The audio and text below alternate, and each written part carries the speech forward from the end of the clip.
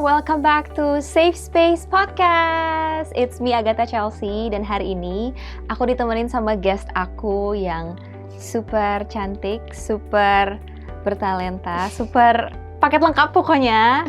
Ada Nashwa. Tepuk tangan semuanya. Yeay. Akhirnya tamu aku ada yang cantik. Setelah kemarin semua cowok-cowok terus, akhirnya ada yang cewek, ada yang cantik. Hari ini kita mau ngobrol-ngobrol, mau girl talk kita ya. Mau girl talk tentang karir, tentang pendidikan, tentang kehidupan. Pokoknya semuanya kita mau bahas hari ini. Nanti pertama-tama aku mau tanya dulu nih, kesibukan Nashwa sekarang apa sih? Sebenarnya karena aku adalah seorang maba yang nggak terlalu maba lah, semester 2 ya. Jadi emang kesibukannya ya kampus. Tapi aku juga baru rilis single. Seru jadi banget ya. Ya gitulah. Jadi kayak bener-bener work life dan juga sekolah lah ya, balance semuanya ya. Tapi seru banget sih. Dan kamu kan awal mulai nyanyi yang maksudnya serius tuh dari Idol Junior ya? Iya. Waktu itu aku jadi co-host juga, jadi aku tahu kamu tuh dari awal banget. Dan dari awal maksudnya aku udah bisa lihat bahwa kamu punya potensi dan emang apa ya, udah ada aura bintangnya gitu. Waduh, banget deh. Dulu aku kalau misalnya ngeliat Kak Chelsea kayak, kok bisa ya? Aduh, kayak gini, kayak pasti kalian tuh kalau misalnya pertama banget ngeliat Kak Chelsea tuh kayak, ih, gitu kayak langsung, ih, cantik banget gitu loh. Beneran. Masa? Ya Persi. Enggak, waktu itu apalagi co-host gitu kan. Terus kayak, kayak emang aura beda gitu. Masa sih? Tapi sebenarnya waktu kamu awal, maksudnya gini, buat kamu kan pertama kali nyanyi di panggung yang maksudnya TV kali ya. Tapi buat aku juga pertama kali aku co-host tuh yang serius di Idol Junior juga loh. Gitu. Jadi sama-sama new experience buat kita berdua gitu loh. Tapi by the way, kamu awal mulai suka nyanyi itu gimana sih? Jadi awalnya itu aku tuh temenan sama temen aku yang suka nyanyi dan lomba-lomba gitu Kak. Jadi aku kayak, kayaknya itu awal lomba ya, aku ikut lomba yang serius gitu ya. Itu lomba-lomba di kota-kota gitu. Tapi sebenarnya aku tuh suka musik itu dari aku kecil, karena mama aku main piano, ayah aku juga suka nyanyi sama main piano gitu. Jadi kayak dikenalin. Jadi dari kecil tuh udah kebiasaan denger musik. Tapi yang benar-benar kayak berani kayak buat nyoba, kayak ya udah ayo lomba gitu. Itu gara-gara ngeliat teman aku sebenarnya. Terus kayak emang mama aku juga udah kalau misalnya emang mau les serius ya udah ayo gitu. Kayak ya udah aku terdorong akhirnya. Ngerti. Tapi kamu sebenarnya aslinya pemalu atau lebih yang pede-pede aja? Enggak sih, aku pede-pede aja. Tapi iya. Pas aku kecil tuh aku suka jadi center of attention gitu. Ngerti. Jadi kayak aku senang kalau misalnya aku ada di tengah panggung gitu. Tapi aku juga kayaknya aku agak mirip kamu sih. Kayak waktu kita kecil lebih yang pede banget gak sih? Pede Terus banget aku. Pas aku nggak tahu sih, waktu dulu kan aku idola cilik. Pas aku idola cilik tuh malah setelah idola cilik aku jadi nggak pede. Kamu agak gitu atau enggak? Tapi aku juga sama deh. Aku juga dulu tuh aku orangnya cuek dan aku pede-pede aja. Tapi setelah itu aku kayak jadi kayak agak pemalu, terus kayak agak kayak pokoknya pede aku tuh nggak setinggi itu. Kayak jadi kayak gitu. Jadi agak-agak kalau aku agak insecurean sih malah setelah kompetisi jadi seperti itu. Kenapa ya kayak gitu? Tahu deh. Mungkin gini sih, kalau aku tuh inget banget waktu merhatiin kamu pas lagi Idol Junior, tipikal suara kamu kan lebih yang lembut, lebih yang lebih komersil, sing along banget gitu. Dan emang maksudnya aku juga tipikal suara yang seperti itu gitu loh. Dan namanya kompetisi kan banyak tipikal suara-suara lain gitu ya. Dan namanya kompetisi, apalagi di umur kita yang waktu itu, dibanding-bandingin sama kontestan lain tuh gak enak banget ya. Bener. Kamu ngerasain gitu juga gak sih? Sempet sih, aku sempat ngerasain kayak gitu. Jadi kayak, ya untungnya waktu kompetisi itu aku bener-bener masih yang di fase yang aku tuh ya udah sih cuek aja gitu kan Kak. Terus kayak ya udah gitu. Tapi ternyata setelah aku keluar terus aku inget-inget, dan itu tuh secara nggak sadar pas di kompetisi itu jadi kayak berdampak sama pikiran aku gitu loh. Jadi kayaknya aku tuh jadi terbiasa kayak dibandingin, terus pas udah keluar terus kayak jadi kayak mengurang gitu tingkat kepercayaan diri aku. Ngerti. Tapi ini gak sih kayak kamu pernah ada di period dimana aduh kayaknya I'm not good enough deh, atau gak pernah kayak gitu? Pernah banget pas pandemi. Pokoknya pas 2021 aku tuh ngerasa kayak bosen. Aku tuh sempet nge-lock out IG juga. Itu 2 bulanan. Iya, soalnya kayak aku kayak tiba-tiba kayak demotivated gitu loh. Terus kayak juga ngerasa kayaknya I'm not good enough untuk industri ini dan untuk dunia ini. Masa gitu. sih? Terus terus kayaknya dulu gara-gara aku masih sekolah juga, jadi itu emang fase yang agak labil gimana. Terus pikiran aku jadi kayak agak ini gitu, rancu gitu, mau ke mana gitu. Jadinya ya gitu deh, tapi I'm back. Iya. Tapi apa yang nge-trigger kamu kayak memotivasi kamu dari ngerasa I'm not good enough sampai akhirnya bisa bounce back untuk ke posisi sekarang di mana kamu comeback terus ngeluarin single baru lagi, kembali lagi berkarya, terus nyanyi lagi? Menurut aku tuh semua orang tuh beda-beda dan nggak bisa kita compare satu sama lain, karena aku tuh dulu kayak gitu, jujur, karena aku kayak nge-compare, setiap aku nge-compare diri aku, kok kayaknya aku kurang ini ya, kurang itu ya, kurang ini gitu kan Kak. Terus jadi kayak jadi minder dan aku jadi fokus sama kekurangan aku tanpa aku ingat kalau sebenarnya aku juga punya kelebihan juga loh gitu. Jadi kayak aku lebih ke oke, semua orang tuh punya kelebihan, punya kekurangan. Mungkin aku nggak bisa ini, dia bisa itu, dia nggak bisa ini, aku bisa itu gitu kan. Jadi kayaknya aku emang harus fokus di diri aku sendiri, baru aku tuh jadiin orang lain tuh sebagai comparison, tapi bukan in a good way gitu loh. Maksudnya in a good way, aku tuh kayak jadiin dia motivasi gitu. Jadi kayak ngubah mindset sih sebenarnya. Benar. Karena apa yang orang lain punya, ya emang itu kelebihan mereka.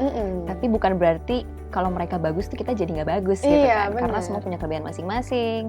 Terus kalau suara emang semua punya ciri khas masing-masing. Terus kayak gimana ya, di industri musik kalau di kompetisi, maksudnya kompetisi yang sesungguhnya tuh sebenarnya bukan di kompetisi, tapi gimana setelah tuh maksudnya, dan kompetisinya tuh bukan sama orang lain tapi sama diri sendiri gitu loh. Kayak trying to be better, itu kompetisinya gitu kan. Benar. Jadi kayak apalagi, tapi emang susah banget karena kita mulainya kan dari cilik banget ya, dari kecil-kecil, jadi emang masih labil banget. Dan aku juga relate banget tuh, kayak yang masih dulu juga aku sempet kan kayak nggak mau nyanyi, udah aku mau acting aja, aku nggak mau nyanyi, dan kayak ngerasa nggak bagus karena emang dibanding-bandingin itu. Dan emang terus kalau kakak turning point-nya tuh apa?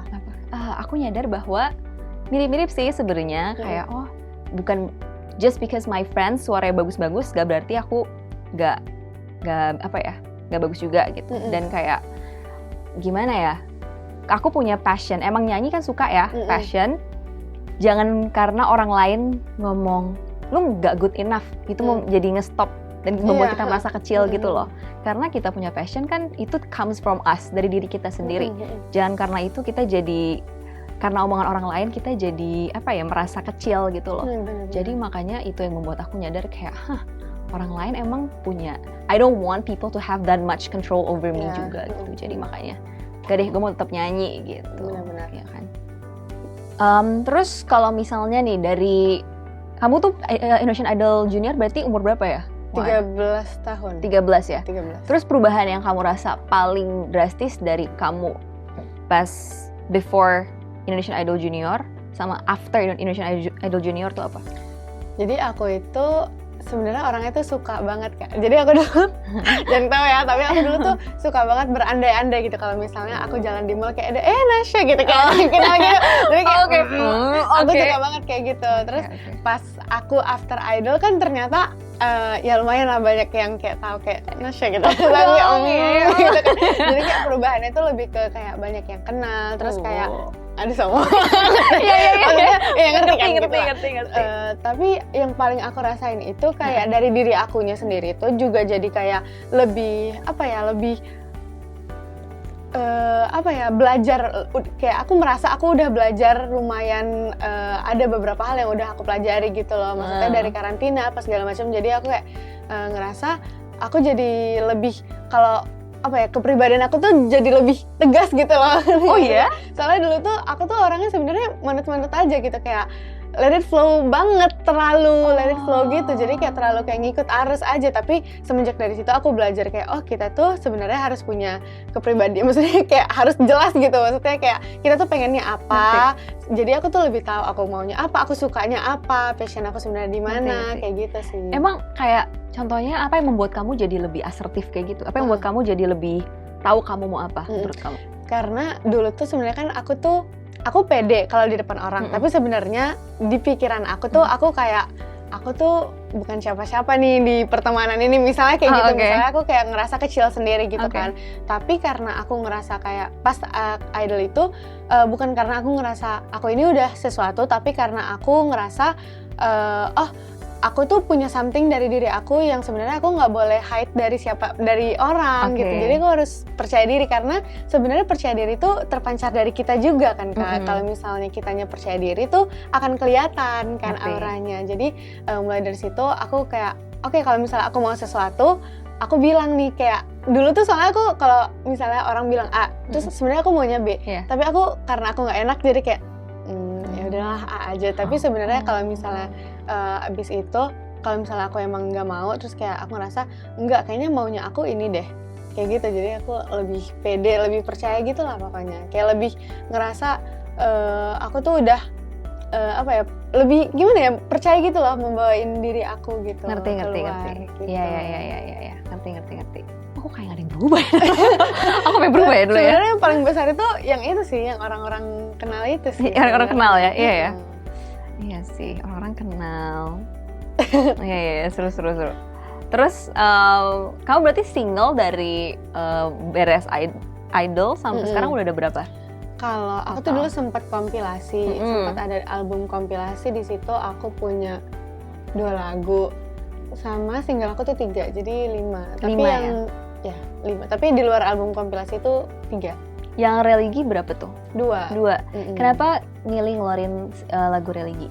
Sebenarnya nggak direncanain Kak. Jadi dua-duanya sebenarnya nggak direncanain. Tapi aku emang pengen punya single religi karena kayak mungkin orang ngeliat aku kayak aku tuh berhijab, terus kayak aku juga ngerasa kayaknya aku harus punya deh, soalnya aku tuh sering banget diundang di event yang kayak emang request aku buat nyanyi lagu religi. Terus kayaknya daripada aku nyanyiin lagu orang, mending aku punya sendiri. Terus kayak di event gini aku bisa nyanyiin. Terus juga aku ngerasa lagu religi itu pesannya itu beda kan Kak, karena kan kalau misalnya lagu cinta itu kayak ya itu yang relatable sama kita. Tapi kan kalau misalnya lagu religi gini tuh yang emang cuman connection kita sendiri sama Tuhan kan gitu. Beda-beda ya. Judul single terbaru kamu apa by the way? Padamu ya Rasul. Itu artinya apa tuh? Jadi sebenarnya cerita dari single aku itu kayak kerinduan manusia terhadap Rasul gitu. Dan kayak ada tuh liriknya, datanglah ke dalam mimpiku yang ya Rasul. Jadi kayak dia berharap Rasul tuh bisa datang ke mimpinya gitu. Jadi aku mengundang orang-orang buat lebih mencintai Rasul gitu. Terus ini kamu nulis sendiri atau enggak, lagu ini ditulisin sama Kak Sudrajat namanya. I see. Cuman ada pesan khusus apa nggak yang mau kamu sampaikan lewat lagu ini? Lewat lagu ini karena aku sekarang ngerasa udah lumayan jarang lagu yang kayak mau nyampein pesan kayak apa yang mau aku sampein ini, buat lebih mencintai Rasul, buat lebih rindu sama Rasul gitu. Jadi lewat lagu ini aku tuh pengen ngajak orang-orang tuh buat intensify their love to Rasulullah gitu. Iya. Jadi lebih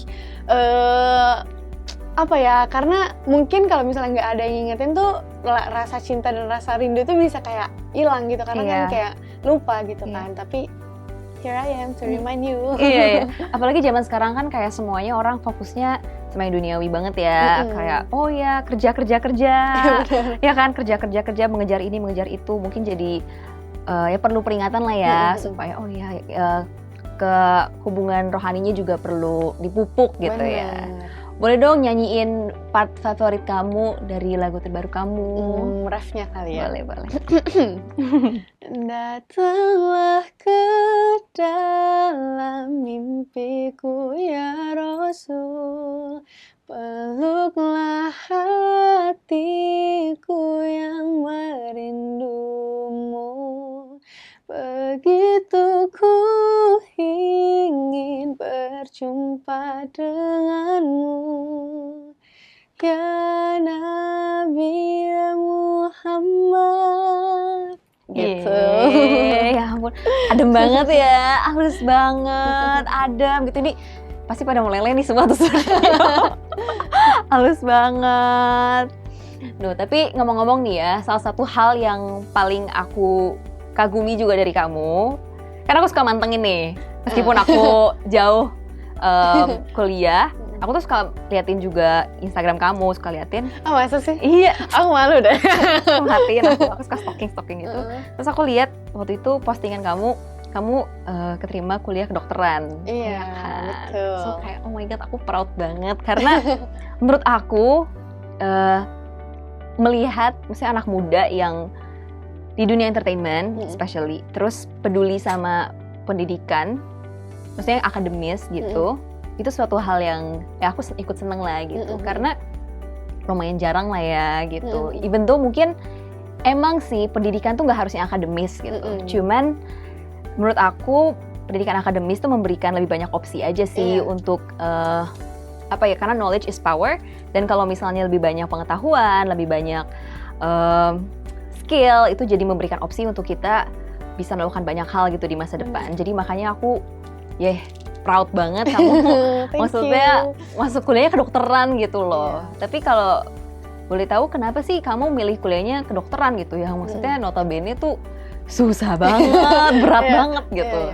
Jadi aku itu sebenarnya dari kecil karena mama ayah aku dan kakak, om, tante dan segala macam itu dokter. Jadi emang dari kecil aku udah diliatin sama lingkungan kayak gitu dan udah dikenalin sama kayak misalnya ayah bawa praktek. Aku dulu sering banget ikut ayah aku praktek, ayah mama aku praktek, dan aku ngeliat tuh kayak ih seru banget gitu kan. Kalau kecil kan taunya cuma seru-serunya doang. Tapi pas aku SMP, pas aku SMA ternyata aku suka pelajaran biologi, aku suka aku suka mencari tahu something relatable yang sama kehidupan aku gitu kan. Dan di FK ini benar-benar banyak banget Kak, aku bisa tahu jawaban dari semua question aku selama ini gitu kan. Jadi emang aku interest juga sama apa yang dipelajari gitu.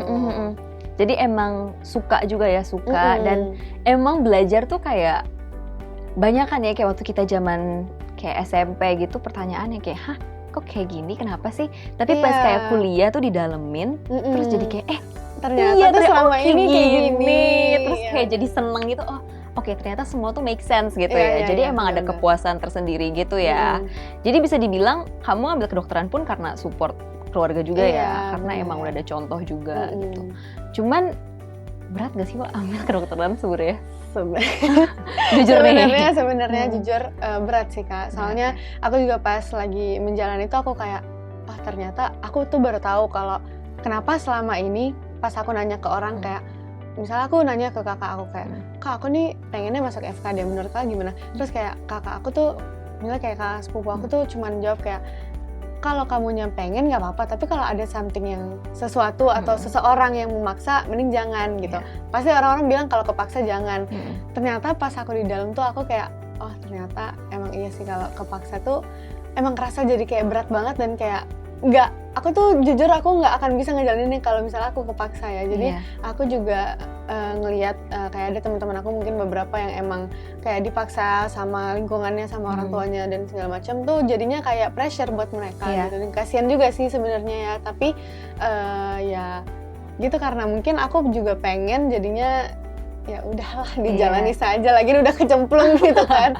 Iya. Karena kan kayak kedokteran tuh workload-nya banyak banget. Itu yang aku tahu workload-nya banyak banget. Terus emang time commitment-nya juga tinggi gitu kan. Dan kayak maksudnya apa ya? Soalnya setahu aku kalau misalnya di Indonesia tuh lama banget kan? Lama banget. Totalnya berapa tahun ya kalau buat dapetin gelar dokter itu sekitar 5 tahun. 5 tahun. Terus harus ada koas dan lain-lainnya. Itu aku ini preklinik sekarang. Preklinik, abis preklinik aku koas. Koas itu tamat koas baru dapat gelar dokter. Itu sekitar pokoknya aku preklinik sekarang 3,5 sampai 4 tahun, koasnya 1,5 sampai 2 tahun setahu aku. Terus habis itu dari situ kalau misalnya aku mau ngambil spesialis, aku harus PPDS. Itu tergantung sih, ada yang 4 tahun, ada yang 5 tahun, ada yang 6 tahun. Terus ya udah. Tapi sebelum PPDS, aku tuh kalau nggak salah ada internship nanti. Internship. Iya. Karena kalau misalnya di Australia waktu itu aku, jadi kan aku ambil neuroscience kan, itu jadi dibalik. Jadi dia bukan dibalik sih. Jadi aku Jadi nama kedokteran tuh MD medical doctor. Dia malah ambilnya tuh setelah S1 gitu. Jadi kayak aku sekarang kan aku S1 kan.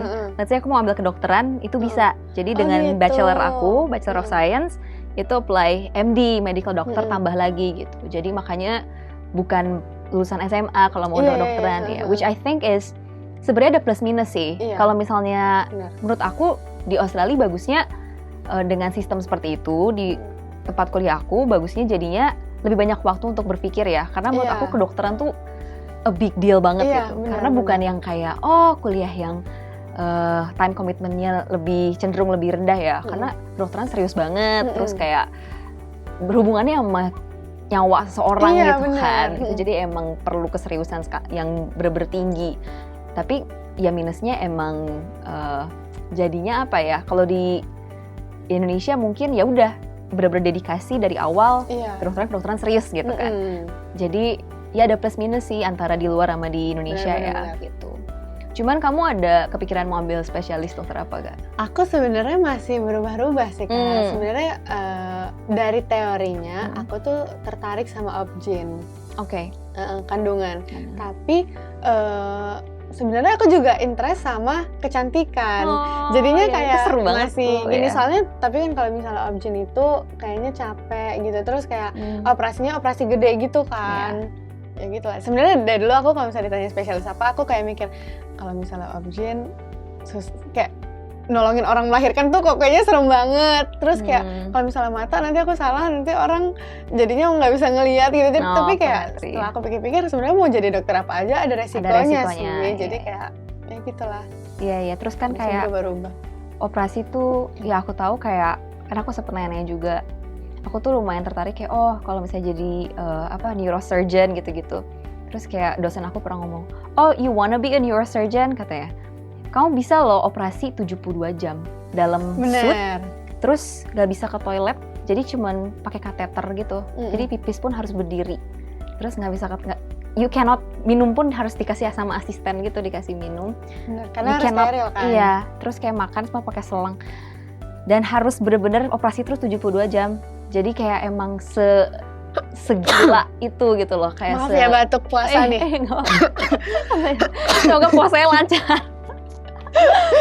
Iya. Jadi kayak maksudnya dokter tuh kenapa kayak orang mikir, wah iya enak banget jadi dokter gini. Wah itu kerjaannya pun yang dilihat. Iya, yang dilihat begitu. Tapi emang kayak ya itu neurosurgeon yang dokter bedah otak. Itu 72 jam bisa membedah otak non-stop. Iya benar. Jadi kayak aku mikir, wah kalau aku lanjut lumayan juga mikir lagi. Iya jadi kayak lumayan juga sih gitu. Tapi support keluarga yang paling kamu rasain dalam pendidikan tuh dan karir juga sih. Itu dalam bentuk apa sih, kayak gimana gitu? Jadi aku tuh menyontoh banget apa yang mama aku lakuin. Kayak soalnya sifat aku sama mama tuh sama banget, kayak selera kita sama. Jadi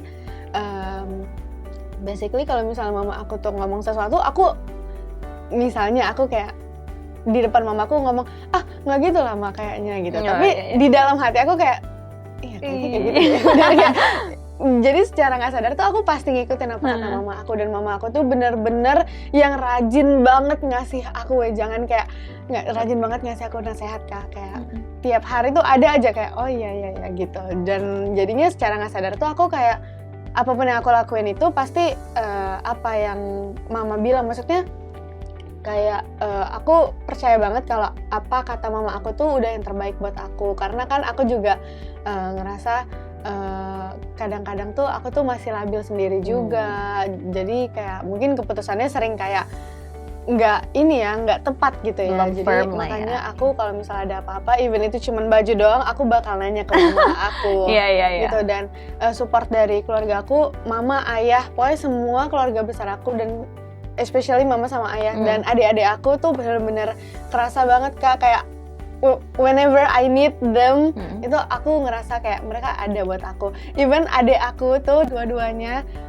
kayak yang, jadi kan aku 3 bersaudara, yang tengah itu cowok, dan aku tuh selalu minta tolong yang adik aku yang cowok ini buat ngevideoin aku kalau misalnya kayak ada endorse kayak yang urgent gitu kan, kayak ayo videoin dong gitu. Terus kayak dia selalu oke, ayo oke gitu. Lucu Terus banget. aku juga dulu pernah bikin video campaign bareng adik aku yang paling kecil. Itu padahal dia masih kecil banget, dia masih TK, tapi dia mau banget bantuin aku kayak aduh baik banget gitu. Baik kayak banget, aku ngerasa ya. ya udah mereka benar-benar support sih sama aku banget sih. Suportif banget ya dalam semua aspek ya. Benar. Iya. Dalam pendidikan juga kayak gitu. Kalau misalnya waktu aku ospek aja, aku ingat banget baru ospek, tapi itu kayak semuanya ikut bantu karena kan tugasnya lumayan banyak.